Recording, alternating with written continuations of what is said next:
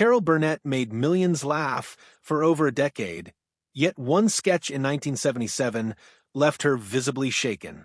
She never watched it again. The crew cried during rehearsals. Audiences were stunned. Critics called it brilliant. But why would America's funniest woman refuse to face her own performance for 47 years? The story behind that moment, and the life that shaped it, is as remarkable as her humor itself. Carol Burnett was born on April 26, 1933, in San Antonio, Texas, into a world that was far from kind. Her parents were both alcoholics. Her father held odd jobs at a movie theater but could never maintain stability. Her mother, equally consumed by drink, was emotionally absent. By the time Carol and her sister were toddlers, they had already learned a harsh truth. The people who should love you most might choose bottles over bedtime stories. From her earliest years, Carol knew the sting of feeling unwanted. Nights were long, filled with uncertainty, neglect, and longing. But when her parents could no longer care for her, salvation came from an unexpected source: her maternal grandmother, Mabel White. In 1940, Mabel moved Carol and the family to Hollywood, hoping for a better life. But Hollywood wasn't glamorous for them. They lived in a tiny, dilapidated room in a rundown boarding house, surrounded by neighbors struggling with addiction, mental illness, and poverty. In the midst of that chaos, Mabel offered Carol something priceless: unconditional love. Though the room was cramped and the money scarce, Carol finally felt safe. And it was there, in that unpredictable environment, that she invented a secret escape: a pretend twin sister named Karen. Karen was everything Carol was not: confident, radiant, and perpetually cheerful. Carol would transform into Karen, changing her clothes, her hair, her posture, even her voice. She would emerge as Karen to the other tenants, who believed the creation was real. Minutes later, she'd return as Carol. It was more than a game, it was survival. That duality, the ability to inhabit multiple personas, would later become the foundation of her legendary comedic skill. Movies provided another sanctuary. Every Saturday, Carol and Mabel scraped together 25 cents each for a ticket to the cinema. For a few magical hours, they escaped the peeling paint, the shouting, the hunger. On screen, life shimmered with beauty, order, and laughter. And Carol didn't just watch, she absorbed. She mimicked every inflection and yell, practicing Johnny Weissmuller's famous Tarzan call over and over until it became perfect. Little did she know, this playful imitation was training the breath control and stage presence that would later mesmerize millions. What began as a child's game became an essential tool in her comedic arsenal. Carol dreamed of becoming a journalist, inspired by her mother's unfulfilled ambition. UCLA was her goal, but tuition was a barrier she couldn't overcome. Then, as if fate itself intervened, a stranger, whose identity she never learned, paid the $50 needed to enroll. No strings, no explanations. Just an anonymous gift that would change the trajectory of her life. At UCLA, Carol enrolled as a journalism student, honoring her mother's memory. But then she took an elective theater class, and everything changed. On stage, she discovered a voice, a presence, and a talent that demanded attention. She wasn't shy anymore, she was alive. Journalism suddenly felt too small. She switched majors and the risk paid off. By the end of her freshman year, she was named the most promising newcomer in UCLA's theater program, a title that would later prove prophetic. By 1954, Carol was working as an usherette, barely scraping by.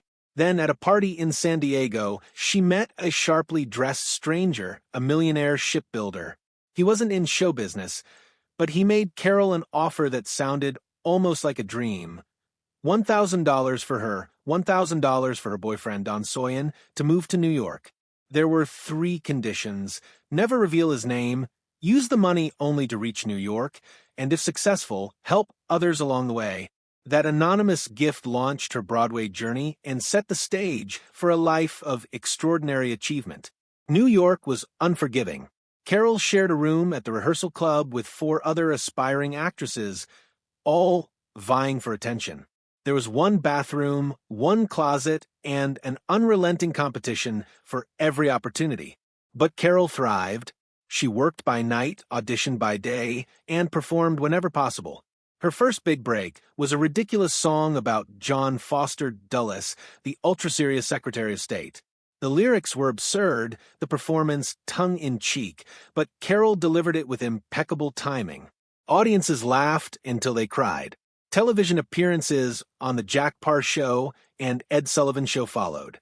By 1959, Carol landed the lead in Once Upon a Mattress, a small off-Broadway musical that would become a sensation. She played Princess Winifred, a clumsy, loud, and unconventional princess. Critics were hesitant at first, but audiences couldn't get enough.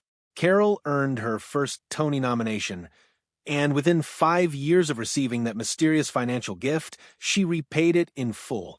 The benefactor remained anonymous, a secret she would carry for the rest of her life. Television soon became her domain.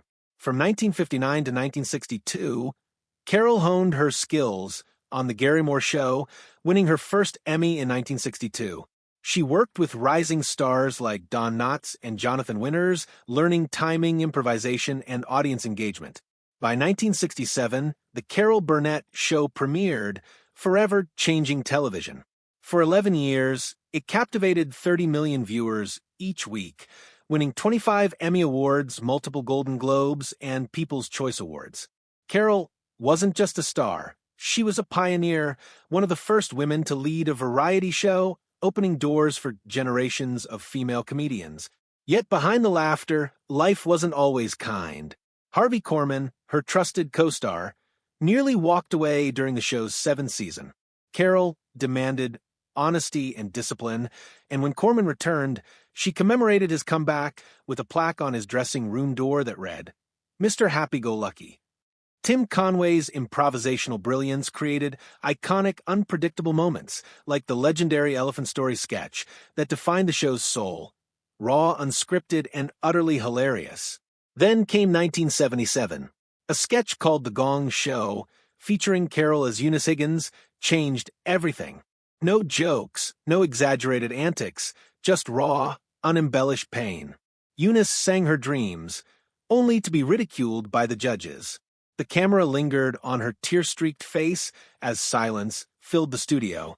Crew members were close to tears. Audiences were stunned. Critics hailed it as brilliant. For Carol, though, it was unbearable. The sketch hit too close to home, echoing her own childhood struggles with poverty, rejection, and disappointment. She never watched it again. The episode inspired a TV movie in Mama's Family, but Carol kept her distance, believing her purpose was to bring joy, not highlight pain. Her personal life mirrored her public trials. Carol married Don Soyen in 1955, but tragedy struck when his daughter from a previous marriage died. Their marriage ended by 1962. While Carol's career soared, Don struggled, ultimately succumbing to depression and alcoholism. In 1963, she married TV producer Joe Hamilton. Together, they had 3 daughters, Carrie, Jody, and Erin. The household was chaotic, with Joe's 8 children from a previous marriage adding to the bustle. Despite 5 Emmy wins for Joe, domestic life was challenging. Carol faced public scrutiny as well, including a false tabloid claim that she had been drunk near Henry Kissinger. She sued, winning a partial settlement, and set a precedent for media accountability. Family tragedy continued. Carrie, her eldest, struggled with drug addiction as a teenager.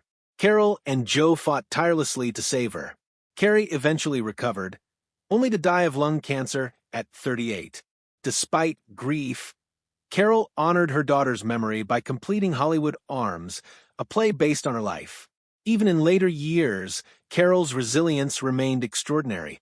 She married Brian Miller in 2001, who became her steadfast support after Carrie's death.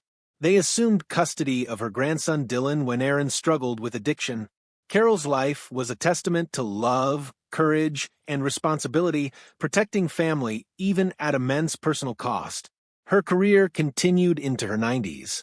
In 2022, at 91, she starred in Palm Royale on Apple TV+, improvising dialogue and performing complex physical comedy. She earned an Emmy nomination as the oldest female nominee in history. She had previously returned to Broadway in Putting It Together and lent her voice to animated films like Horton Hears a Who and The Trumpet of the Swan, introducing herself to new generations while maintaining the warmth and wit that defined her legacy. From a lonely child in Texas to queen of comedy and television, Carol Burnett's life is a testament to triumph over adversity. Her laughter lifted millions. Her creativity broke barriers. Her resilience inspired generations. She showed the world that even amidst heartbreak, one can create joy, find purpose, and leave an enduring legacy. Carol Burnett didn't just make people laugh. She taught the world the power of perseverance, compassion, and unwavering dedication to family and craft. For that, she remains unforgettable.